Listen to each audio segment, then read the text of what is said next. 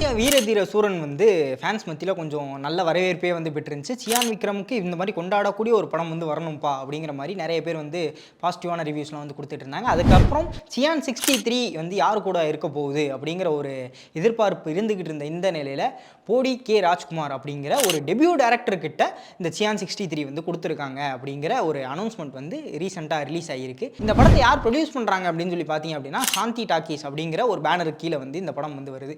இது நிறைய பேர்கிட்ட இப்போதைக்கு பேசும் பொருள் ஆயிருக்கு. ஏன் அப்படின்னு பார்த்தீங்க அப்படின்னா, சியான் விக்ரம் அப்படிங்கிறவர் வந்து ஒரு அவருடைய பிரைம் டைம் இருக்கும் இல்லையா? அப்போ நிறைய டெபியூ டைரக்டர்ஸ் கூட வந்து ஒர்க் பண்ணியிருக்காரு. அந்த டெபியூ டைரக்டர்ஸ் கூட வந்த ப்ராஜெக்ட்ஸ் எல்லாமே வந்து பார்த்தீங்கன்னா, ஆல்மோஸ்ட் பயங்கரமான ஹிட் ஆன ஒரு ப்ராஜெக்ட்ஸ் தான். சாமுராய் அப்படிங்கிற ஒரு படம் வந்து ஒரு டெபியூ டைரக்டரோட ஒர்க் பண்ணாரு. அதுவும் பயங்கரமான ஒரு படம். அதோட ஆல்பமும் வந்து பயங்கரமான ஒரு ஆல்பம். சும்மா ஒரு 23 வருஷம் கேப்புக்கு அப்புறம் மறுபடியும் ஒரு டெபியூ டைரக்டரோட விக்ரம் வந்து இணையறார். ஸோ ஒரு மாபெரும் ஹிட் வந்து காத்துக்கிட்டு இருக்கு அப்படிங்கிற மாதிரி ஃபேன்ஸ்லாம் வந்து வலைதளங்களில் சொல்லிட்டு இருக்காங்க.